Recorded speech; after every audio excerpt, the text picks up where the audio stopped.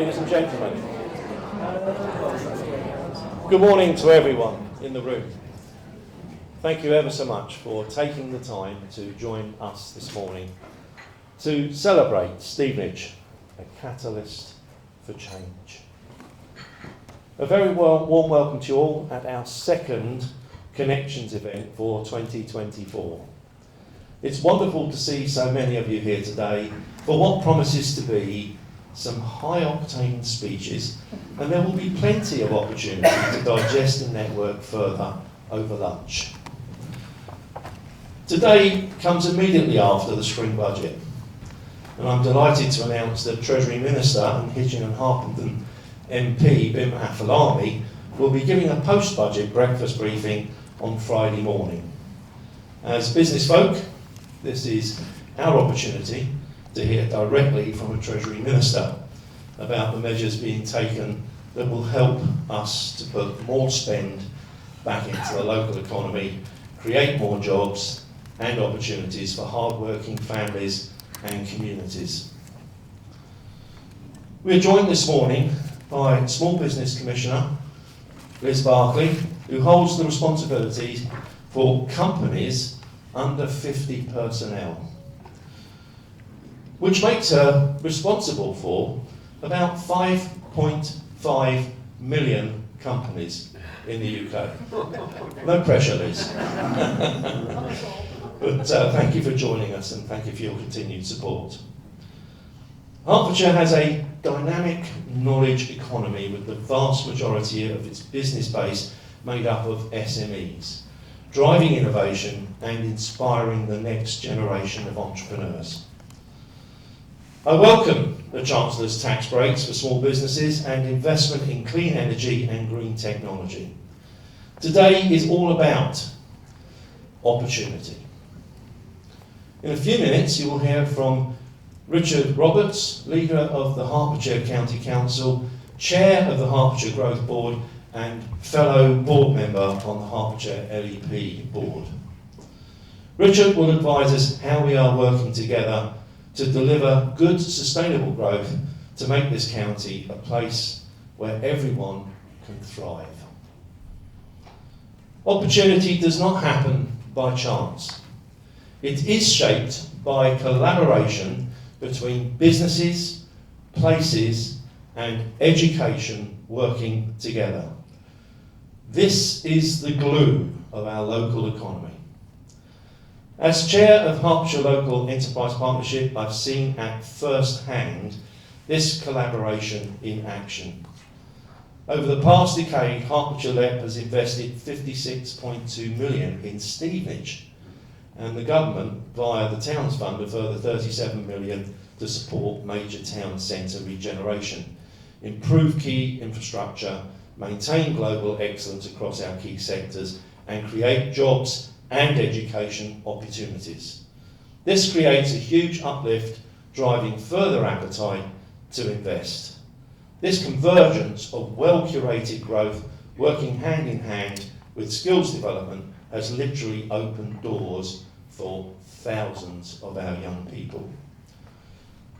In December 2020, in direct response to the pandemic and its impact on young people's futures, Hertfordshire LEP held its first online Generation Careers Fair. I was actually at the most recent one yesterday in Broxbourne. This brought together the town's world-class employers, many of whom are here today to showcase exciting career options in STEM and healthcare.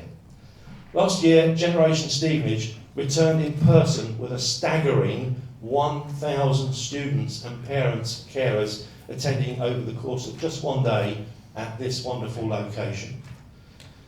This is a real lasting legacy for a town that has always put its people first. The next Generation Stevenage event takes place here on the 22nd of May, and biz4Biz is taking bookings now on our website from employers for free stands. As chair of Hertfordshire LEP and chair of the Stevenage Development Board, I look forward greatly over the coming months to continuing to work with you all. What's right for our county is right for Stevenage, and vice versa. The LEP continues to deliver on all fronts and is strengthened by its closer ties with local government, enabling us to double down on our priorities. It now gives me great pleasure to welcome our local government leader, Richard Roberts, onto the stage. Thank you, Richard.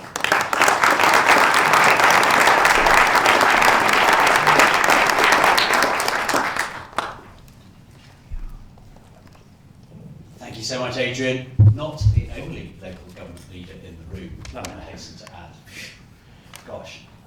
Richard, you're here somewhere and you'll wave at me. Where are you? Leader of Stevenage Borough Council. There. Fantastic. Ladies and gentlemen, my name is Richard Roberts, leader of Hertfordshire County Council. Absolute pleasure to be with you this morning. The last time somebody put a mic in front of my hand, I got really excited and I started doing this, and then it goes back in and out and out. So I'll try to just hold my mic, we'll stay calm, and we'll just say a few words. Hertfordshire County Council spends about £1.1 billion a year and does the really big stuff that matters and often behind the scenes, that will look after your mum, dad, your uncle, aunt, will make sure that children are kept safe, will make sure the roads are maintained, mostly, and shifts the rubbish when everybody's finished recycling and collecting it, and has libraries and youth services, and about 500 services in total, which wash right across the county. And we do most of that work with partners across business, across the voluntary sector, with our district and borough colleagues. And Hertfordshire is better for it. The two-tier system is not without its challenges, but boy, when it works, and it does in Stevenage, is it a real powerhouse. And we see some of that literally here in Stevenage, as Adrian was mentioning. First of all, Adrian, thank you so much for inviting me today. And also, thank you to Martha and Henry for inviting us here to the Barns, which is absolutely fabulous. Just a little bit about the County Council. We are moving, not quite lock, stock and barrel, but we're moving from County Hall substantially to Stevenage. So those big red brick buildings that you see on Gunnerswoods Road, we are moving virtually all of our operation there, and the plan is just to retain the democratic part, the front of County Hall, where the chamber is, and those quite amazing rooms by the ballroom and beyond. And those will be for civic functions, the registry office, that sort of thing. So we'll still keep the county seat in Hertford, but we're very much Stevenage focused to be able to, as part of anything else, drive the efficiency. Really challenging financially this year. We've increased our budget by about 100 million. We've only got the money for about 50 of that as we speak. That means we're going to have to find savings and efficiencies of about 50 million and keep all those frontline services going. We can't just stop going to see mum, dad, whomever who needs our care, or a child who needs to be looked after or kept safe. All of that has to continue. And one of the key things for me always is, yes, there are statutory services, but it's what we do around the margins, and particularly with the voluntary sector and with our business community, which it would be so easy to say, well, we can't afford that anymore. We have to afford that because it makes all the difference, particularly with that preventative agenda. Really exciting to launch a couple of things recently. One, the Quality Development Charter, the acceptance, the vision for Hertfordshire that you will only build development that goes above and beyond the standards set by building control and government. We want the highest standard of development in the county. It's a very special place. It's the first patch of green you get when you come out of London. London is one of the great global cities on the planet. The next bit of ground you get to where you can build something is Hertfordshire. So let's just respect that and build the very, very best, the very best. And the same goes, I think, for the vision for our connectivity. We should have the highest standards of connectivity, whether it's digital, whether it's public transport, or whether it's footpaths and cycleways or roads. Whatever it is, we should have the best connectivity so people can go about their businesses and businesses can thrive and families can be raised and the environment is protected and cared for. It's a vision that Hertfordshire is special, and if we hold that to our hearts, the rest will flow. I think coming from that vision, the 6 missions that come out of the Growth Board, and the Growth Board brings together the leadership of the Borough and District Councils, Health, the Police and Crime Commissioner, Homes England, 1 or 2 others.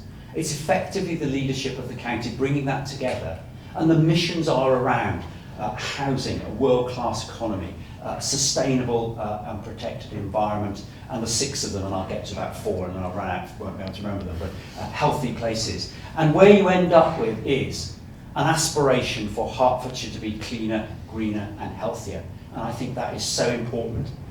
Really pleased to see that Watford was named in the, I think it's the Vitality Index. I have no idea whether that's margarine or some other form of exercise or whatever. But the Vitality Index was voted the best place in the country, best town in the country to raise a family, taking over from Bath.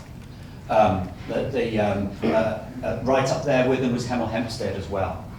So just to round off, couldn't be more proud of the county that I have the opportunity to lead for the time being, with those great sectors of bioscience thriving in and spreading out from Stevenage, and film, TV, media and production across, right the way from Bovingdon across to Broxbourne, across the bottom of the county. And in between, and what's next? A green technology which is already adding billions of value. Our tourist economy adding billions of value. Total GVA to the Exchequer, £46 billion a year. Now we do get a few back, but that's a lot of contribution which then gets redistributed across the country. So whichever government wins the next election, it needs to recognise that Hertfordshire is really, really important, both locally and nationally. And I think that's the message that I would give to all of you, that we champion that with this government, but probably most importantly, the next one. Thank you very much.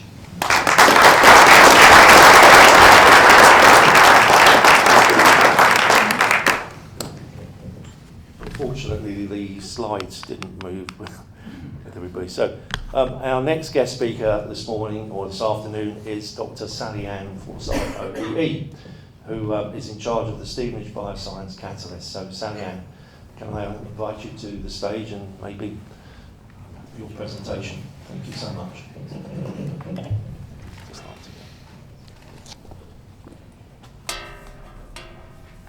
Thank you very much, Adrian, and thank you so much for the warm welcome this morning. Delighted to see so many people here. Adrian, I said taskmaster this morning, and he said ringmaster, has set some questions, so I had some exam questions I have to answer today. But first of all, I'd just like to say good afternoon, and I'm delighted to have an opportunity to say who we are as Stevenage Bioscience Catalyst, what we do, and what we've achieved with the support of everyone here today. Is a catalyst. Now, I have to say, I did look up the dictionary just to make sure I was absolutely right, and as it says there, something that causes change or reaction. And the big change that we want to make is the improvement in the health and the quality of people's lives. Our mission is to create a scientific cluster in Stevenage of world renowned, and we do that by bringing together what I call the innovation supply chain, and that's academics, startups, scale-ups, manufacturing, bringing that close to the hospitals with clinical trials to get it out to the patients where it's needed. And around that innovation supply chain, we wrap a supportive environment where we give our companies access to facilities, to mentoring and training, and to finance. We focus very much on the development and commercialisation ends of that innovation supply chain. And you know, that's enormously complementary to the perhaps more academically focused basis of Cambridge, Oxford and London. So it works very, very well. And of course, our focus at the end of the day is all about life-changing therapies for patients. So we were established back in 2012. So we're 12 years old this year. We're absolute newcomers to the block of innovation campuses. But you know, we feel we're punching above our weight. We're getting there really quickly. We were established with support by GSK, Wellcome and government.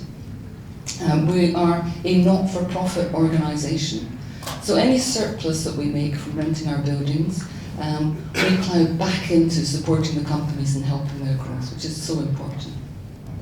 We're owned by our two members, which are the Wellcome Trust and GSK. So the next question I had was, what do we do? So, as I mentioned, we provide that supportive environment for business from start-up to scale-up. We bring together that supply chain of the academics, of the blue sky research, the what if. One of the things that the UK is most proud of is its outstanding research. We bring that together with the start-ups and the scale-ups. Again, they've got the focus on the bottom line, the fleet of foot, and to get our product out there. And then they work with the corporates. We've got GSK, we've got a commercial core to our campus, all about how do we get those innovations out to the marketplace, out to the patient that really needs it. Now, our support that we put around that is all about, if we look at the small companies, I'm sure Liz will know this, that they have no time and they have no money. So we provide them their first step on the ladder. We provide them with free equipment facilities, basic equipment, but also specialist equipment. And we work with Cytiva and other companies to bring that equipment that they need on site. And we don't know anywhere else that does that. We also have what we call our lab hotel, in which we give the very early stage academics, they're really just coming out from their first academic laboratory. They need to get those commercial results to get funding, and we give them 6 months for free in the laboratory where they've got access to the equipment and they've got access to all the other support that we have. And that's been enormously successful. And actually the majority of them have actually stayed on and wanted to remain in Stevenage. The next thing we do is training and mentoring. When the companies start out, they haven't done this before, so they need that expertise. And we do it in two ways. We do formal training, whether it's IP or finance, whatever the class is. And we have our own accelerator programs for early stage, and we're just developing one for later stage, one up to prototype stage and one up to market stage. So we do formal training, but equally importantly, we do informal, that we do networks. And so if you're starting out early in your career, you want to meet other people who are similar. So we have, and this is very popular, every 2 months we have a free pizza lunch, and we get the little companies to introduce themselves. We usually have 2 at a time, and they will say what they do, and of course that means they've got a whole room of mentors who understand what they do and they can advise them. But then at the later scale of the companies, I have a little CEOs club. And again, they all learn from each other, because some are new CEOs, some are seasoned CEOs, but they've all got their war stories of how they got there. They're all there to give advice, and it's Chatham House rules. We do the good, the bad and the ugly of venture capital or service suppliers, whatever it is, and they find that invaluable. And then the third area is access to finance, and that's throughout the journey that they have. They may just be starting out and need help on how to write grants. It might be attracting venture capital funding, who's interested in my sector, what stage of development, or they might be at the IPO stage and the exit stage. And we've had 4 IPOs and 4 exits since we started, which is phenomenal. So it's getting the right funding, the right support at the right stage. So my next question was, what has been achieved? And I think, first of all, working with our partners and very much the cell and gene therapy catapult, we're now at the centre of the largest cell and gene cluster in Europe. SBC, as it says here, has supported more than 70 companies. We actually reviewed that this week, and I can tell you it was a minimum of 110, so we need to change that number. Our companies survive better than the national average. With all that support we give them, 87% survival rate. Much better than the 65 to 70. We carry out a survey with our occupiers every year, and they feed back to us that they feel the support we give them makes them get to market 9 months faster. Which again, time is money for these little companies. Money is running out, people need to get money in the door very quickly. Together, since 2012, they've raised a total of 3 billion, which is an enormous number. I should say that, to put that in context, about half of that is venture capital investment. And within that, if we look at biotechnology, which is our sector, we're actually now about on par with Cambridge, the whole Cambridge cluster. And I have to say that information, I'd just like to say thank you to the Hertfordshire NEP, who sponsored a company called Beauhurst to dig out that data. And what it shows is that although we have fewer deals than the Cambridge cluster, what we do is we have much bigger deals. So on average, our deals are 5 times the size. And that's over the period 2017 to 2020, which is the pre-COVID years. And I think that reflects the maturity of our companies. So what does this mean for mankind? And what's it all about? What are we delivering? Well, you know, what I've done is I've just selected just 4 out of our 40 companies. And actually it's all about this making a difference to people's lives. Clearly a lot of our companies, I'm sure Stephen will mention too, work on the cure for cancer. And it's fantastic that it's now potentially curative with the new technologies coming through. One here we've got Regeneration, they're looking at vaccines. But also, equally important, we have another company that we all know that the treatment for cancer, anyone that's been through it or have friends and family that have, it's a very brutal treatment, whether it's radiotherapy or chemotherapy. And we have a company, Vasodynamics, that's actually looking to help treat the side effects of that, whether it's hair loss or mouth ulcers, whatever. And they're very close, they're actually now in the clinical trial stage, which will make a huge difference to people's lives. Another one, Complement Therapeutics, another common disease associated with aging, with macular degeneration. And Tiffany, looking at age-related hair loss and Alzheimer's, again affects people so drastically, but also their loved ones around them. So a range of therapeutic areas there that really improve patients' their outcomes and for their families and friends. What does it mean for Stevenage? Well, I think it's all about, other than the patient care element that we do, it's all about delivering jobs and economic benefit. So as I mentioned, we're home to 40 plus businesses. That accommodates about 1,000 jobs, and that's in addition to GSK, which GSK is about 3,000 jobs. So in total, there are about 4,000 jobs on the campus.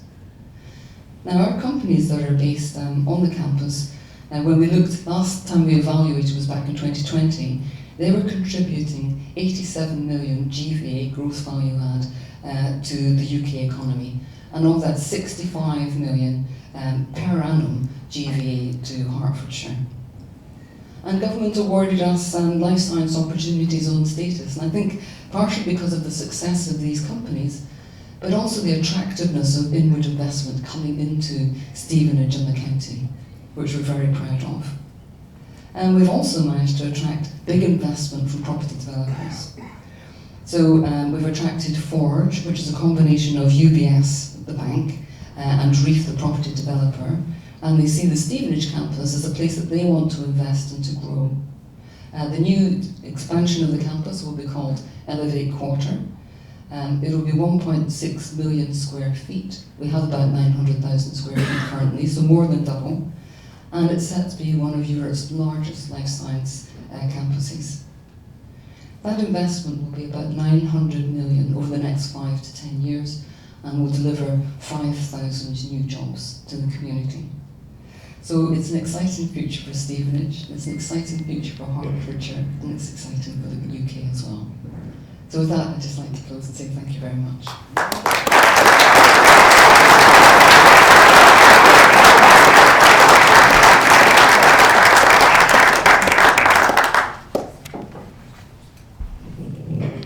Thank you, Sally Ann. Much appreciated. I'd now like to turn to our other life science environment, the Catapult and Stephen Ward. Thank you. Thank you, Adrian. Unfortunately, I'm a bit of an arm waver myself, so if I do get a bit too energised, please shout. So thank you, Adrian. Privileged to be here today. It's an amazing venue. I always love coming here, and it's actually a privilege to be a part of what I'm probably going to describe as the movement in Stevenage, actually, around what's happening. It's just absolutely incredible, and I'll hopefully be able to articulate the Catapult's sort of role in that, and why we're so energised about cell and gene therapy as as an opportunity for healthcare change, full stop, and economic change. So, what is a catapult? As you were laughing along, we've got catalysts, catapults, I don't know whatever else. So there's a lot of springboarding going on in Stevenage. But behind all of that is the why. So why are we doing what we are doing? So I'll look at this screen rather than you looking at the back of my head, which is probably preferable to the front of my head. So why do we get out of bed in the morning in terms of the cell and gene therapy sector? It's because of stories like this. It's not a better medicine that we're trying to create, but it's an intent to cure. So this poor lady here, Emily Whitehead, she been a bit of a sort of a poster child for this sector of the last decade or so. She's outside of Philadelphia. She had acute myeloid lymphoblastic leukemia, and basically was failing everything. And she had one of these exciting cell therapies back in 2012 called CAR-Ts. It's one of these sort of patient-specific medicines that I'll talk a little bit more as we go through. And 10 years on, it's now 12 years on, Emily is now thriving, and as it says on the board, they're cured. And the parents have been quite amazing. They've set up the Emily Whitehead Foundation, very accessible. Go and have a look, the link's in the deck. And it's full of patient stories and what they're trying to do to help children access these curative products sooner rather than later. And our sector is littered with positive stories. Of course, it's littered with negative stories as well, but we're all trying to sort of learn from both the positive and negative. And another case study here, Matthew Harrington with haemophilia, for example. So not only the life impact of having to live with these sort of life-threatening, debilitating diseases, but the economic benefit is, I think, quite stark in this slide. It costs about $200,000 a year with someone with haemophilia to look after them. 65 years, 12 to 30 million, aggregate cost over a single lifetime that's in the healthcare system. So these cell and gene therapies can take that cost out of the healthcare system. Then there's a completely different problem of reimbursement. How do you put a cost on these medicines? And we see the sticker prices of £1 million, £2 million for some of these gene therapies, $500,000 for CAR-Ts. It's more about 400,000 now. Big ticket items. So that's something that we're trying to address within the catapult as well. And there we go. So that's why we do it, and that's just a little snapshot into that sort of world. But what is our role at a catapult? So the catapults are, well, I'll talk about the cell and gene first. We're an independent innovation and technology organisation committed to the advancement of cell and gene therapy. Pretty obvious. You can see why I get up and talk about this. It's all very emotive and very energising. And our vision is to develop a thriving industry to bring these life-changing advanced therapies to the world. And our role is really collaboration, and this is interesting, with Sally-Ann talking before. Sally-Ann, myself, others on the campus work in a completely collaborative way to try to push this forward. And that's how we approach everything. We're collaborative in nature, and we're indeed set up to work in formal collaborations. And so we have a team of experts, facilities, capability, technologies across the whole range of disciplines in cell and gene therapies. And we work with companies so they can access and apply these innovations in perhaps a cheaper, easier way than if they were trying to do it themselves. And just as a sort of a position piece, so the Catapult is an innovation network funded by Innovate UK, and it covers a range of technology bases, but it's all around, everyone has their own specialisms and activity, but it's really trying to allow the UK to make the most of its R&D base. So we're driving it into innovation and getting that value add in the UK, rather than the old, when I was starting off in the 90s, of invented here and deployed and benefits going elsewhere. So we're part of that broader network as well. Our sites up in Edinburgh, London, Stevenage, and also Braintree, which we had our regulatory license for. We announced it yesterday, actually.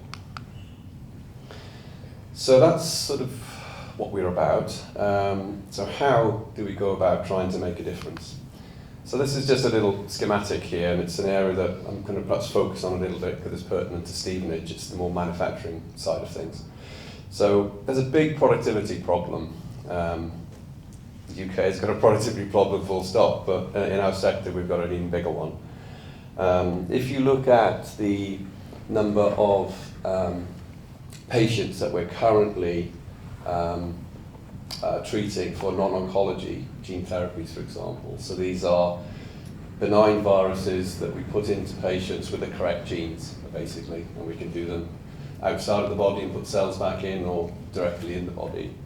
Looking to replace the faulty gene to produce the corrective response, so that disease goes away.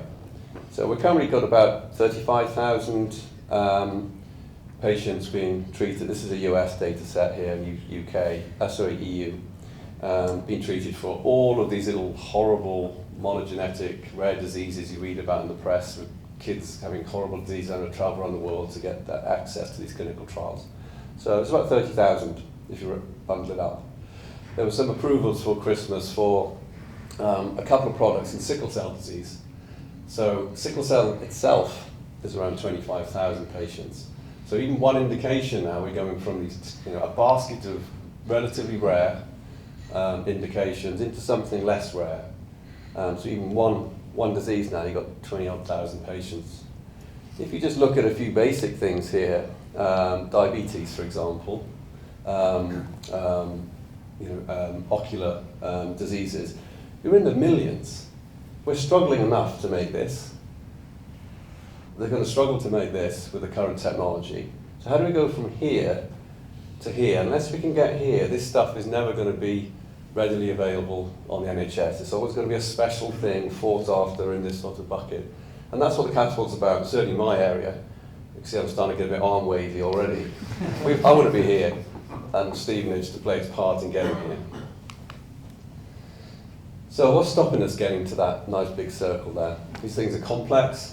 For companies, there's a lot of cost, time, as Salian talked about. Salian and SBC playing their part in trying to de-risk the journey for these companies. Often it's an unclear value proposition. Why are we investing in all this fancy automation? We just want to do a quick clinical trial and be bought up by GSK or someone like that. So you've got to try to get people to be convinced that this is the way forward. And if they do that, they'll actually probably get a few more quid from the large pharma companies if they are going to be bought out. The regulatory authorities are very engaged in the UK and working with us because this is new, it's difficult, different. How do we bring them on the journey? And lack of skills. Salian called that out, Kit Malthouse here from North Arts College, etc. We need to be upskilling people in this area, and indeed upskilling the people that are already in that sector, in the advanced skills, digital, automation, etc. So on the ground, in Stevenage, we've got our Manufacturing Innovation Centre, it's just the other side of the roundabout as we leave Nebworth. We've got revamping some of the cladding at the moment, but the signs are up on there. And we've got 12 of these units here, where companies are supported by ourselves to come in and produce these therapies in a lowered risk environment, access our technology bases, etc. This is just the facility in Stevenage. This is the sort of system that you grow those gene therapies in. It's basically like an automated mixer. We call them bioreactors, and there's lots of fanciness, and it costs quite a lot of money. But basically a sterile bag that you fill full of soup, you put your cells in, you stir it around, feed it, you produce a lot of virus, you then harvest it through a lot of filters, and hey presto, you've got something which is worth £1 million. And these are highly regulated spaces, etc., etc. And so it sounds easy, but it isn't. So we've come up with an innovative model as well along the way to try to allow companies to access this. These are highly regulated environments, suffocatingly regulated at times, not because of the regulators, but because of the safety elements. So how do we work within that to not increase risk to the patient, but to de-risk innovation for companies? So we come up with various things, with flexible modules, flexible sort of finance activities, and then how do they access all of the people, skill base, and technologies that we've got? And we're deploying this not only in Stevenage, but more in Braintree now as well, which is obviously not too far from here, but appreciate it's in the wrong county for this audience. So that's how you produce gene therapies. You grow them up, purify them. These autologous patients, so I started with Emily Whitehead's story. So these are patient cells. They're often oncology patients. So you take the white blood cells out of them, and then you activate them generally with a virus. So then they're both specific for the cancer that you want them to treat, but they're also activated so that they're ready to go. They're effector cells. They want to pile in and start to attack the cancer. And this is what companies like Autolus are doing in the town. Highly successful startup company that has grown out of UCL, and obviously has a big presence in Stevenage. They did a great deal a couple of weeks ago with BioNTech, for example. So the BioNTech mRNA vaccine company are now intertwined into Stevenage as well. So this story just keeps building and building. So one of our modules in Stevenage, we can probably do 100, 200 patient batches a year using some semi-automated processes of these CAR-T products. But going back to that vision I showed earlier, that circle, we don't need hundreds, we need thousands, tens of thousands to be coming out of that facility over the roundabout there. And so this is where we're now moving into programs like this. This is one of our modules in the Manufacturing Innovation Centre.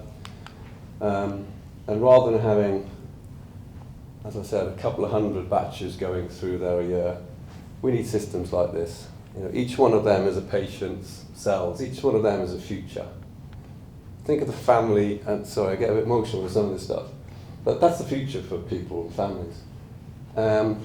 So bringing these new systems in, de-risking it for companies to access that's the sort of stuff we're doing in future over in the Manufacturing Innovation Centre. And it's great. All of this seems to be working. Here's the Stevenage building. We've invested with support from the Hearts Left in a fantastic world-leading sort of digital twin generating lab in Sycamore House. We've got our training capability. We've brought some headsets over actually. So if anyone fancies a journey through the cell and understanding how you muck about with those bioreactors, please go over to our little stand at lunchtime. The apprentices there, Caleb and Alex, will be delighted to help you on that as well.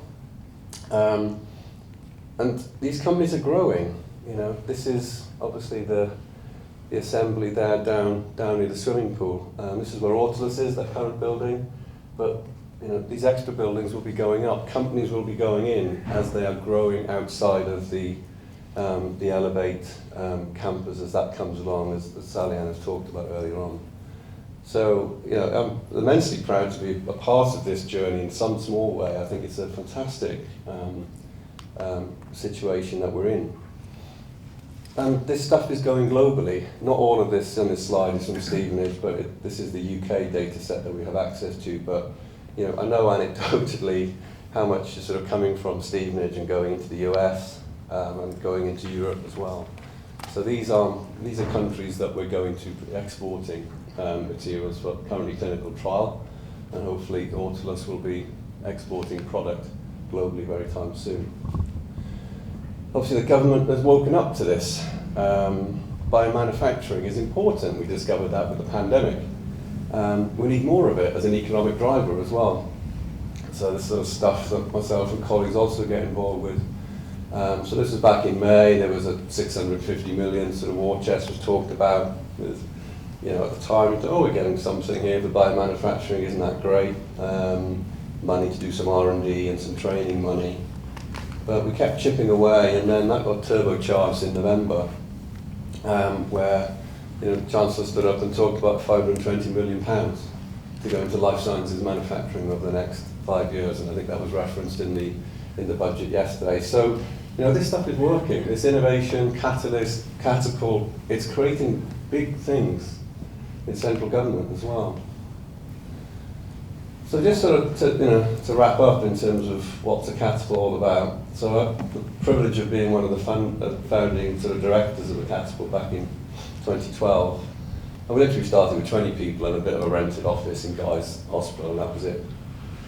And so we've opened wet spaces and grown with the sector, I suppose. And as the sector has grown, manufacturing has become more important. It's not just the technology, we then need to access those clean spaces. That's why we came to Stevenage with SBC and opened the building there. Again, through Heart's Lab support and Innovate UK, we've expanded our capability over the years there, brought the new skills and training labs together in Sycamore House, fundamental part of what we're trying to do here.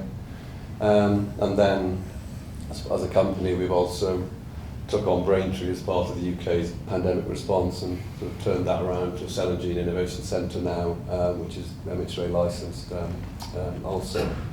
And we've opened up a new lab suite up in Edinburgh because there's a big cluster up there in stem cell technology, Dolly the sheep, all that history. So we can work more closely with the companies based in Edinburgh. So, from a macro point of view, just to finish, the UK sector has been growing and growing.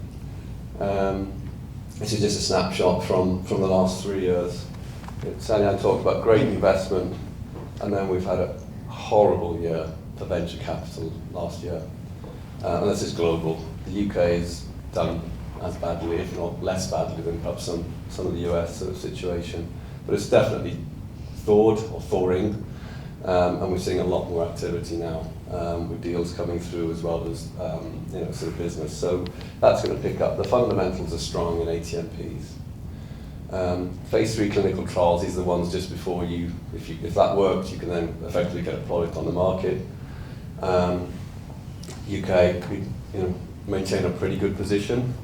And if I break that data down, which I'm not going to, this is mostly now commercial organisations doing phase 3 trials.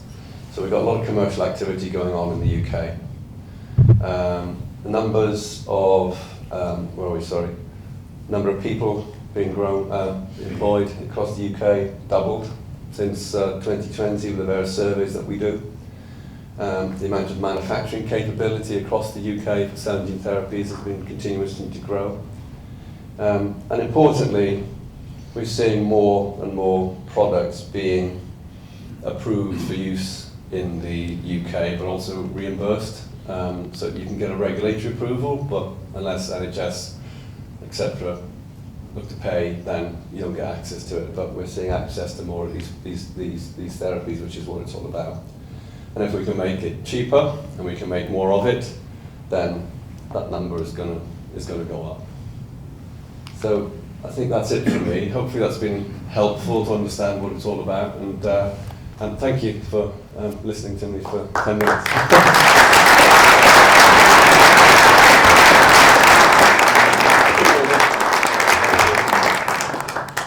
Thank you very much indeed, Stephen. And I'm sure many of us have now got a far better idea of what's happening in the Catapult and the Bioscience. Our next guest speaker is involved in STEM, but a completely different part of it.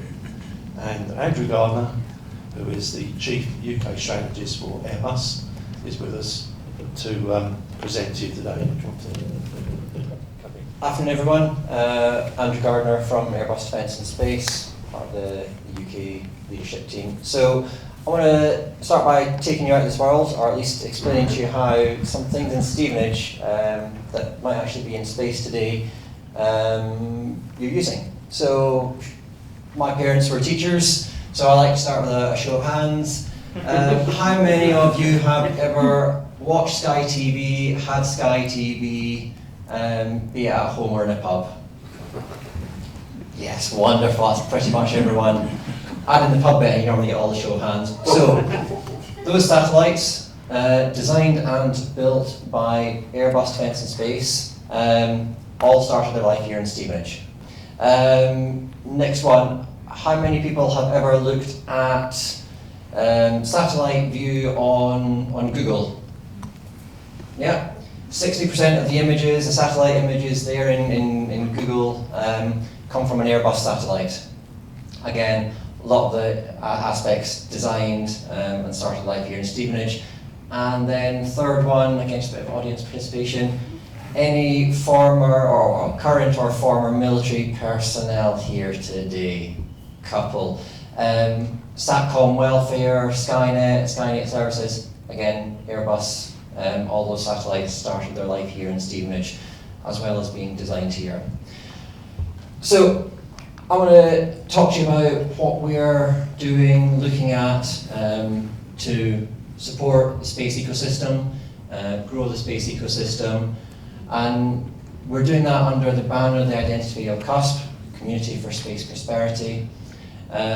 We've been doing a lot of things, supporting our communities for a long time, but we haven't had an identity for it. So that is CUSP. We're talking about connecting our ecosystem, inspiring our ecosystem, and growing it. From a connect, working with lots of different organisations, talking about community engagement, support for startups. On the Inspire, on the STEM, on the outreach, we do lots of things, but traditionally we didn't have an identity that we were doing it under. So that for us is our CUSP identity. And then the same is true on the growth side, supporting startups, growing the ecosystem, helping people learn about space, because space is a bit weird, space is different. Things that you take for granted on Earth are just different in space. So CUSP for us, you'll see it, we talked about it, we launched it a couple of months ago. It's what we are now gathering all of our outreach, our engagement, our ecosystem support work under. That's great, but that's just a branding exercise. So what are we actually doing? How are we actually adding value? So this year we have 4 flagships, and that's what I'm going to sort of talk to you about and give you a bit more details about.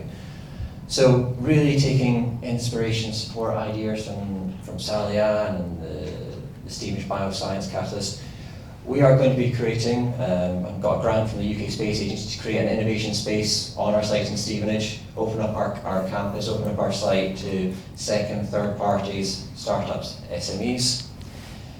We've got a new flagship activity around STEM and outreach called We Build It Better, which is all around giving schools a kit to do more hands-on education, to engage with those more tactile learners, those that don't appreciate sitting in front of PowerPoints hours on end. I don't think anyone does. Got that in pilot in Hertford at the minute. The third accelerator, looking at, we've talked about skills, we've heard about skills. For us, it's not just it's not so much a skills shortage, but it's an experience shortage.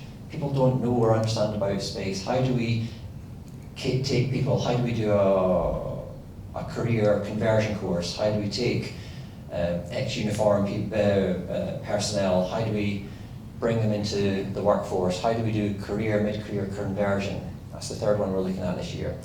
And then the fourth one that we launched yesterday, an accelerator program to support startups and SMEs and non-traditional space players in space.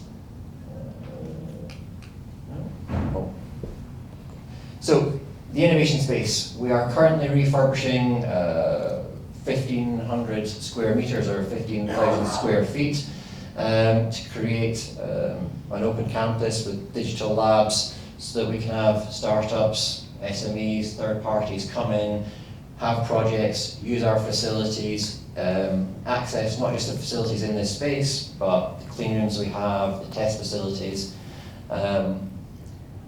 I'm in danger of just repeating and describing what you just heard about the Stevenage Bioscience Catalyst. So imagine that on a smaller scale, but for space.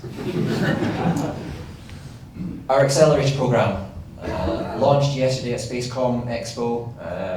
Companies in the room, startups, SMEs. Most of you are probably a space company by my definition. You might not agree, you might not know it, but we're launching an accelerator program, a structured program to help introduce companies to space, help them grow, develop, share our space heritage, share the lessons that we've learned around how getting into space and being a space company is really hard. But we're not experts in growing ecosystems, we're not experts in doing outreach. My message, my request, my plea today is, please get involved. Please come and have a chat.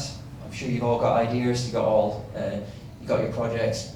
Come to us with suggested collaborations, suggested engagements to work together under the cuff to grow the space community, grow the space ecosystem. Come and ask me about the accelerator, the innovation space, see how you can contribute. As I said, we're not landlords, we don't know how to run an innovation space. We know how to design and build satellites. So we need help with that too. So come talk to us, have conversations, propose ideas, and challenge us. Tell us what you do and don't need. I'm sure there's some SMEs, startups here. Tell us what would be helpful. We don't want this to be Airbus thinks this is going to be useful, so we'll create it. We want you to tell us what will be useful, what is needed, and we'll help you do that.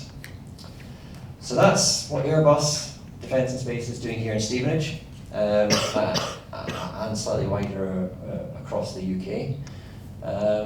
Thank you very much. I'll pass back to Adrian and over to the next one.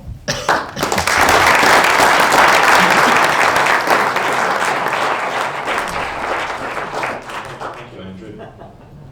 There's a great invitation for the businesses in the room.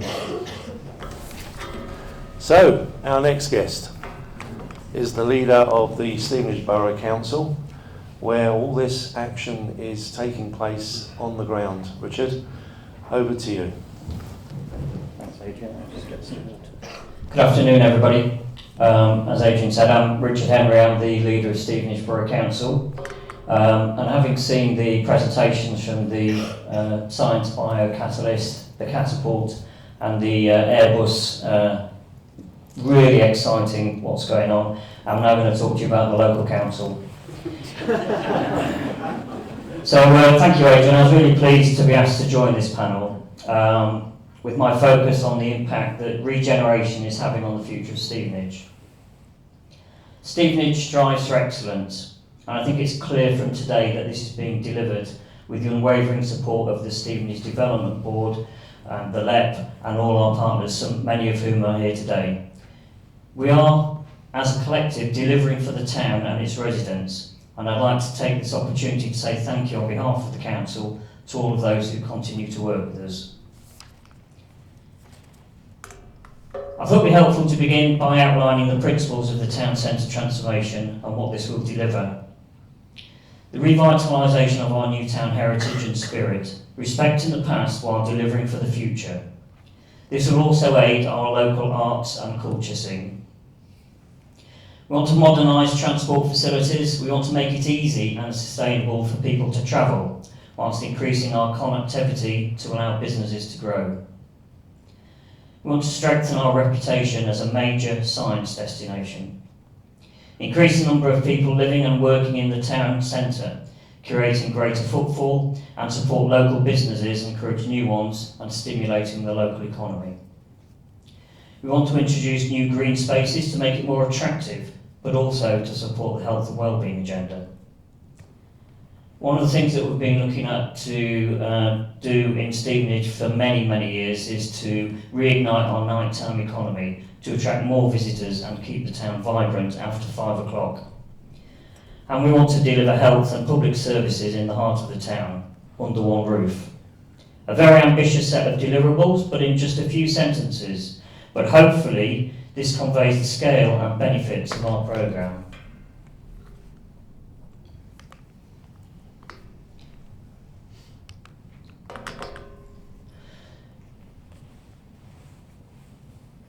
So I wasn't sure if that screen matched that one, it doesn't.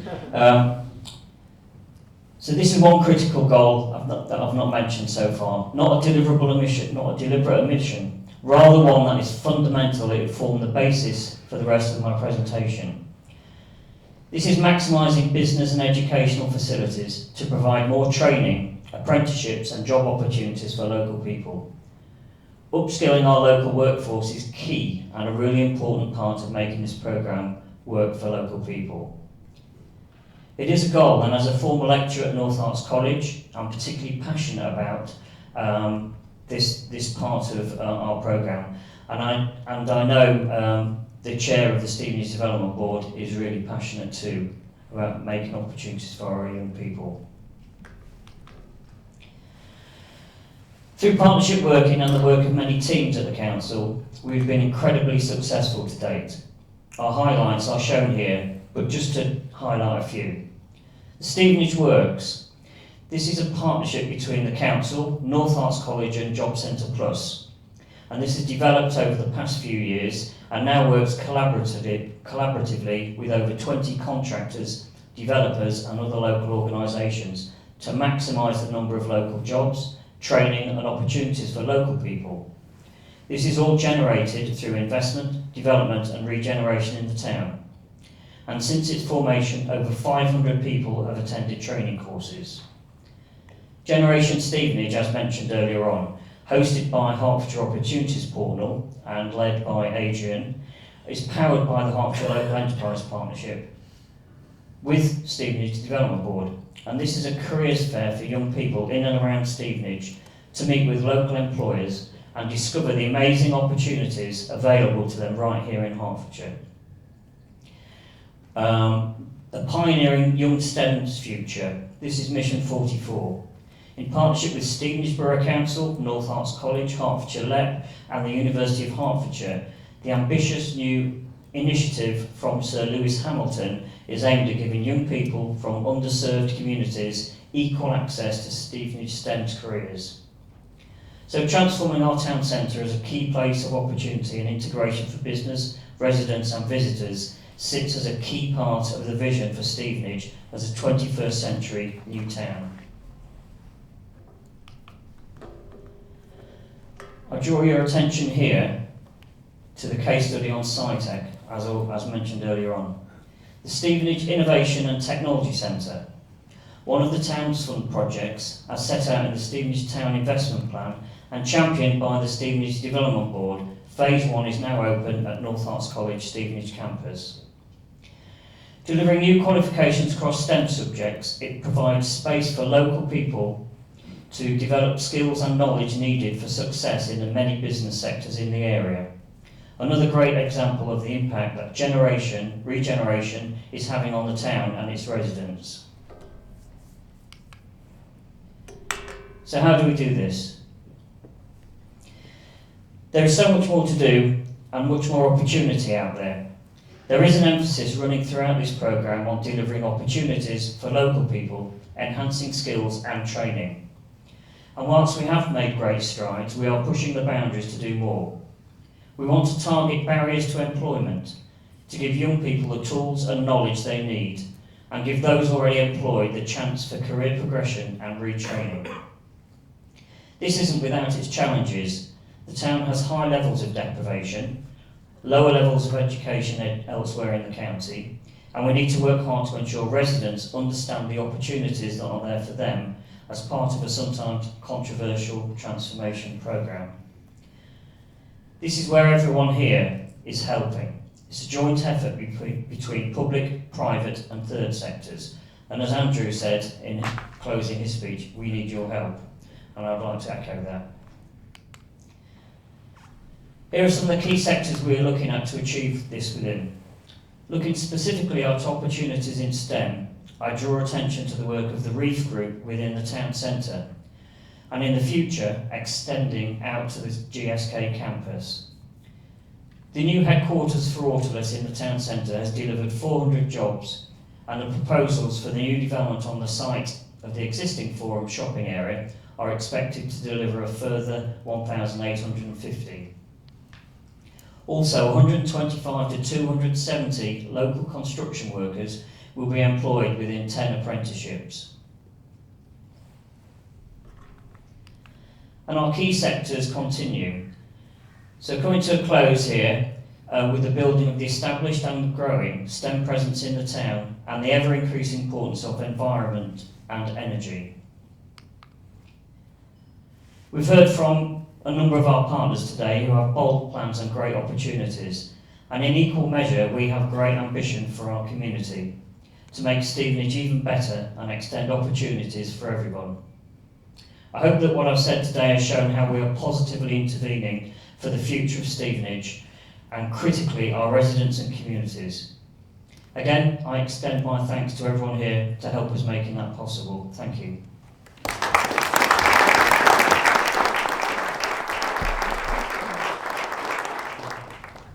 We have a plan, and our Deputy CEO for Stevenage Borough Council is very much involved in making those plans. So I'll hand over now to Tom Pike.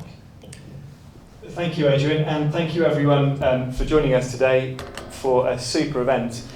We have a number of Stevenage Development Board colleagues in the room. There are about a dozen people here who work so hard and give up their free time to work together to try and make everything about Stevenage a great success. So you know who you are, and we really appreciate all you're doing.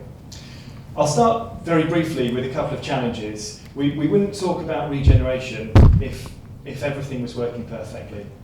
There have been some quite steep national challenges over the last decade. I read a report last week that across the country since 2010, there's 900,000 jobs that have been lost across the country in the retail sector. People shop differently, people live differently, business is changing. We're not alone. If it was only a local challenge, then then there wouldn't be a levelling up fund across the country. This is a challenge that's affecting towns across the country. So while it's a national challenge, we, as you've heard this morning, we have got some outstanding potential and outstanding opportunities for Stevenage to be a real case study of how to make regeneration happen. And for great success and great benefit for local people, as the leader of the council just set out. And so there's a vision, and the vision is about bringing the heritage and the history of the town to the forefront. It's about unlocking jobs and opportunity, and you won't have a thriving centre of the town without a thriving economy, nor without a thriving community. So I'll just take a couple of minutes to talk about what that means. I mentioned Stevenage Development Board a few moments ago. This is a partnership effort. It's a partnership made up of the public sector, of the different councils, different politically controlled councils, the local enterprise partnership, developers, investors, community groups, people who come together to try to get their very best for the town.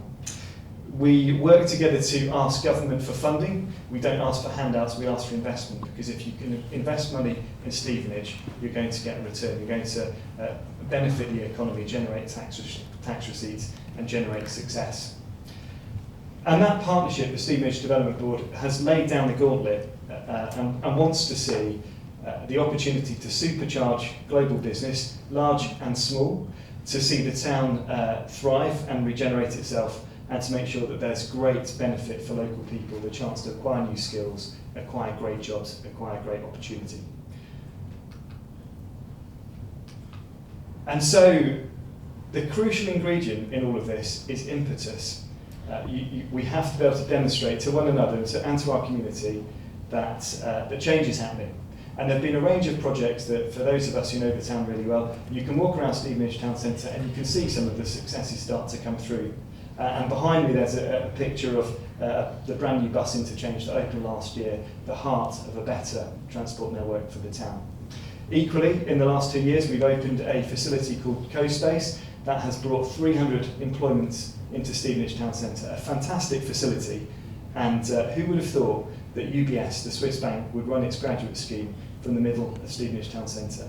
That's what happens when the regeneration journey starts. There's further work underway. You can't have helped but fail to see a large car park be built near to the station, a really good asset in its own right, but also an early instalment of a wider plan for the station gateway, the chance to create more jobs, opportunity and a great environment around the station. And there's more to come. There might be more to come. I'll see if this one catches up. So Richard Henry spoke about Lewis Hamilton, who is one of the most famous people to come from Stevenage, and in that true spirit, we are at the starting line and there's a race on between the next set of projects, which will come forward first, which will land first, which will have the biggest impact. And so to talk about a few of them, we are absolutely delighted. Some of the Stevenage team aren't here today at this event. They're over in the town centre because the Guinness Trust are having a topping out ceremony for a new set of homes, 143 homes being built, topping out ceremony today, and all 143 homes are affordable or social rent to benefit local people. A really, really good instalment of success in the town. Equally, if you walked into the town this week, and more particularly next week, you'll see what was a pile of rubble now being an active construction site, as our partners Mace have been pulling out all the stops to bring forward the first scheme, SG1 project. Next week you'll see a piling rig going in, so apologies for the noise, it can't be avoided, but it is a really momentous step forward for us, so we congratulate our partners Mace. And you've heard Stephen and Sally Ann talk about life sciences, and the potential of this sector is for individuals, for families, for those who are affected, it's gobsmacking. But equally, in the town centre, we'll see the Reef and UBS partnership bringing forward 1,800 jobs in the forum. Not just life science jobs, but also space for an independent cinema and new retail as well. So a really fabulous project. And that project, if I was to, I'm not a gambler, but if I was to bet, I think that one could move potentially the quickest, because the need of the businesses and the need for momentum is probably the greatest. Equally too, you may have read about our plans, Councillor Henry's ambitions for a brand new leisure, swimming and wellbeing centre in Stevenage. That project is well underway. We're delighted to be working with Morgan Sindall. That will be going to planning later this year as we build up assets that all of the town can benefit from. So I've talked about some of the things that have happened, some of the things that will happen, and I think we can all look forward to a very exciting 12 months ahead. We've touched a little bit on the wonderful sectors in Stevenage. We also have a fabulous ecosystem to support startup firms. Ed Jordan's here from Wenter, so if anyone wants to talk about how Wenter can support new companies to grow or to expand, or if you've got a business idea, if you want to start a business, whether it's in space, life science or a different sector, we want Stevenage to be the place that can happen. And we want our local community to be very much at the heart of success. You can't have a thriving town without a thriving economy, nor a thriving community. And so it's a pleasure to work together to make this happen. I'll pause there and hand over back to Adrian so that there's enough time for other speakers, but I'll finish by saying a big thank you to you all for joining us today, and I look forward to speaking over a coffee.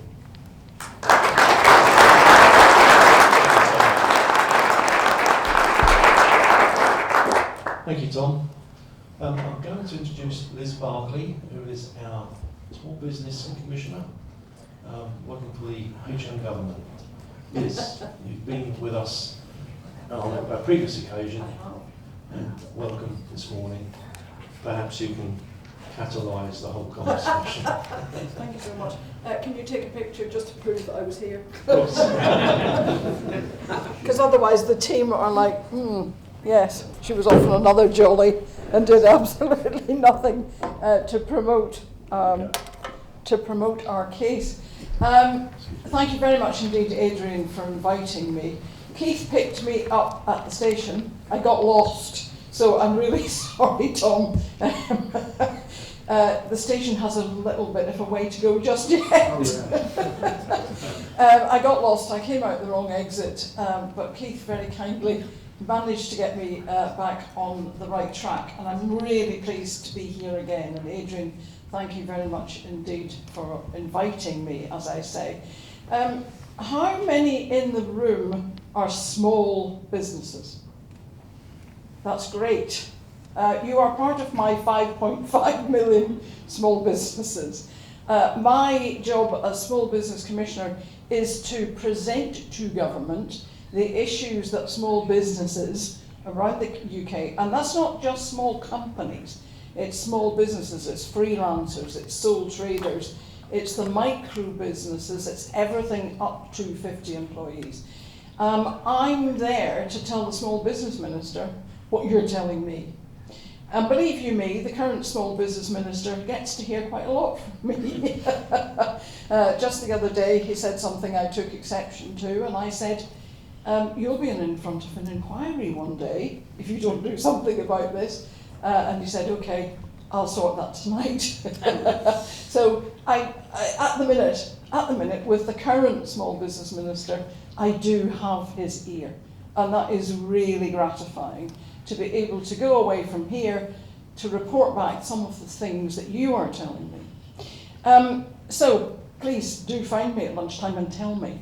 Just don't ask me anything about tax and VAT, because I've had a very taxing few weeks, because a lot of small businesses are being verified for their establishment as UK businesses for VAT purposes. And this is because of new rules and regulations on online retail selling. So I know more about VAT than I ever imagined there was to know about VAT, but I'm not sure that I can really relay it back. So questions out with that tax bracket would be really helpful. It's been absolutely fascinating listening to what's going on.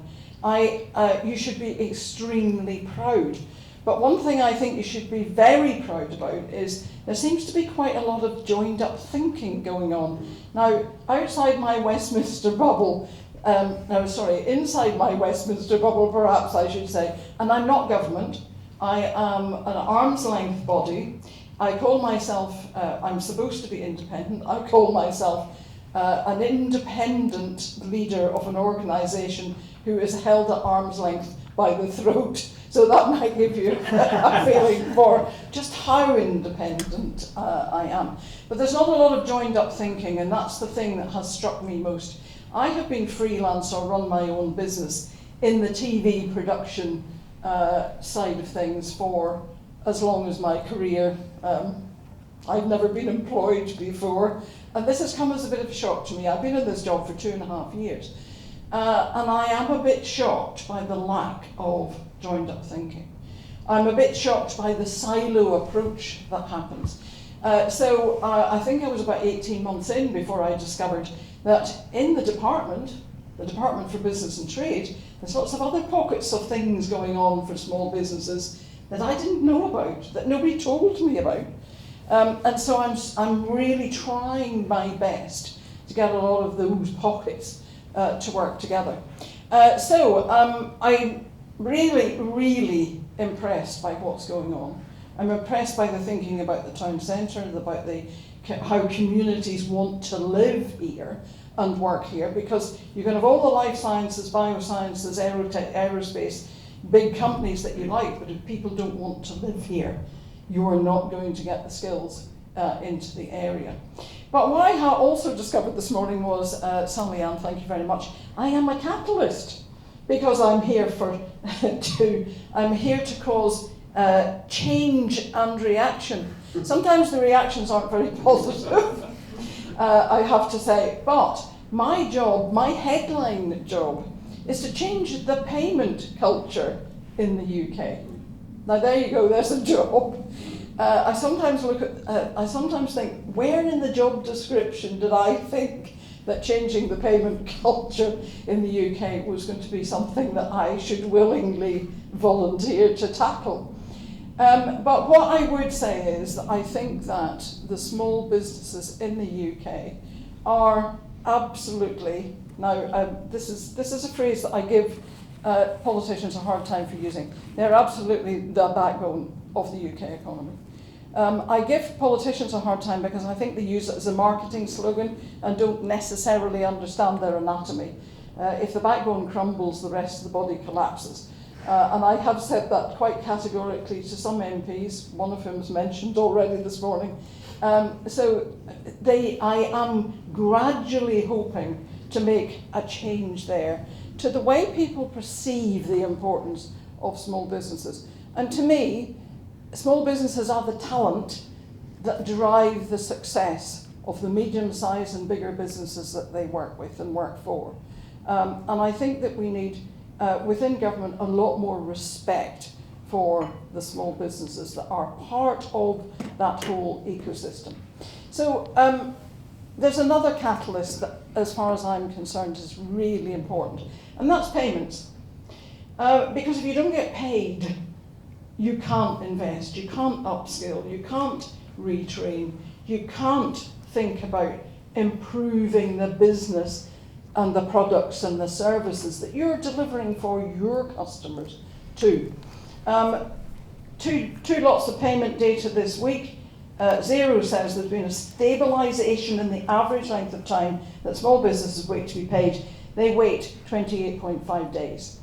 Now, averages cover a multitude of horrible, horrific sins, but it still means that small businesses are waiting more than 1 working week longer than they expect to do past the due date of their invoices in order to get paid. And that's too long.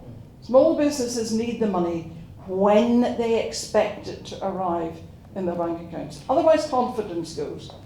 And if confidence goes, there is not that investment. If there's not that investment, that return on investment that Tom was mentioning. So we absolutely need to see that improve. Sage says that small businesses are waiting 19 days to get paid, but 40% of invoices are still paid late. And that's not great. Even 19 days sounds brilliant. It's a great figure to have reached, because 12 years ago, on average, they were waiting 82 days. So that is a massive improvement, mostly down to technology, but we need to see it improve even more. But one of my big worries is that sometimes big businesses are asking small businesses, smaller businesses, to wait 120 days in their payment terms, in their contracts, before they'll get paid. And my message is that if you're having to wait that 120 days, that slows down the velocity of cash. We need to speed up the velocity of cash to get that money into those startups, into the scale-ups, to reduce the amount of time that is spent chasing unpaid invoices and chasing up better contracts and trying to negotiate better payment terms, because that's eating away at our productivity. And somebody mentioned the fact that we do have a UK problem with productivity, but if businesses are spending 3.5 days, 3.5 hours of their week and up to 72 days of their year chasing up late invoices, that's not satisfactory, and that's a hell of a lot of productivity going down the drain. So I think that we need to really get our heads under that and make sure we get better processes. I talked to a small business on Monday, and he said to me, the procurement team tells us we get paid in 30 days. He said, I was talking to the approvals department the other day, and they told me there are 20 stages to the approval process. Well, with the best will in the world, you cannot do an approval process with 20 stages in it in a matter of 30 days. And then it finally reaches the accounts payable department, and they pay in 30 days. But guess what? They pay 30 days end of month, and they count that as 30 days. So all in all, we've probably got 6 weeks in the approval process. We've then got another 60 days to get paid. Procurement thinks that's 30. Sorry, I think we need to think, can we improve the processes by which we contract and procure with our small businesses? And then the other thing is support. Now, you're all here, not all, but a lot of you are here from really spot on, brilliant, thought-leading support services. But we need much more of that.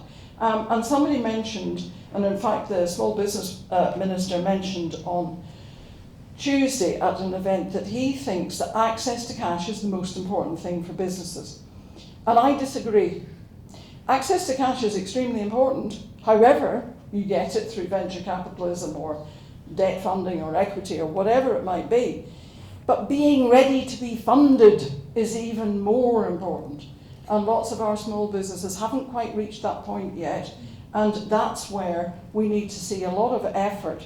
And that's where the catalysts and the catapults, etc., are really helping to make sure that small businesses are investable, are fundable, are financeable before they go out there looking for finance that they might otherwise get turned down for. And I have seen that small businesses, when they do get turned down for funding, lose that confidence don't know where to go to ask the questions, don't come back for funding. And in fact, over the past year, we have been told that the number of businesses that have looked for funding over the past 12 months has really dropped. 7 in 10 firms haven't accessed funding in the last 12 months. Most say it's harder to get funding. And for those that have borrowed, the funding is for cash flow. That's not a healthy position for us to be in. We need to be funding for growth. We need to be funding for productivity and not cash flow. And that's worrying. But I think that that's where catalysts, catapults, that's where mentoring and coaching, that's where the LEPs, that's where the growth hubs all come in, and we've got to do our very utmost to make more of the support that we can offer to the right businesses at the right time for the right stage in their businesses. And the sectors are extremely important, because sectors need different sectors need different support, and different sizes of businesses have different needs. But small businesses understand their communities that they operate in, they understand the needs, they understand the talent that's out there, they understand what their bigger customers need. They are radically collaborating with their bigger customers in order to make sure that they are the talent that is driving success. And so for me, it's getting the right support, it's getting paid quicker, it's speeding up that velocity of cash, and making sure that we're doing the very best we can in Stevenage to support from the small up. And I think if we take a small first approach, then we are really serving well the communities and bringing in the people who want to live in this area and work in this area. And I think success is guaranteed, Adrian. That's what you wanted me to say, isn't it? Thank you very much for having me.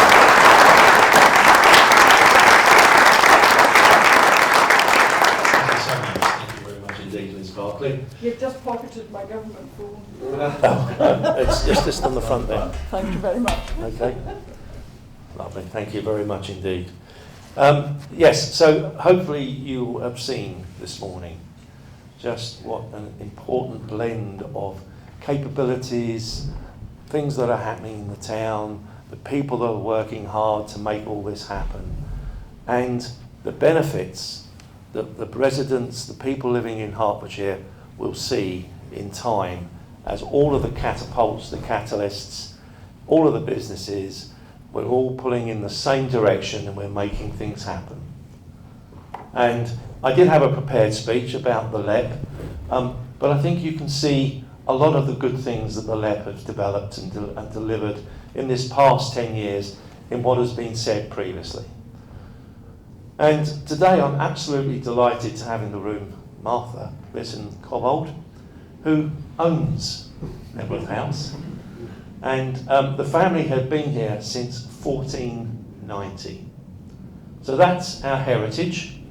You look out over this big mass of concrete over here every now and then, Martha, I'm sure, but hopefully you've got a great view, and I know you work very hard with us in terms of the Stevenage Development Board and how we're developing that, and how we're trying to not only go for the future and regenerate the past, but also truly believe in what's happened in the past and keep that history as part of our development for the future. So, thank you so much for maintaining this wonderful space that you have here with your family's connections over the years. And, we're delighted that we were able to use it today to work together to explain this story about what is happening in Stevenage. It isn't just an idea here and an idea there. We're gluing it all together. We're bringing it all together. It's a joined up act. And I think that's the important thing that people need to understand in relation to what's happening. And we can do this in Watford, we can do this in Broxbourne, we can do this in other parts of our county, because we've now proven what we need to actually achieve success. And it's great organisations, great technology, great businesses, great political support, great support from the council in making sure all of this is working. So my great thanks to everybody. It is slightly overrun by about 9 minutes. I always like to bring my meetings in on time, so I've sort of lost my record a bit here today. But we have got food for you all in the other room, and it's been a delight to present to you the story of Stevenage, the catalyst for good. Thank you so much.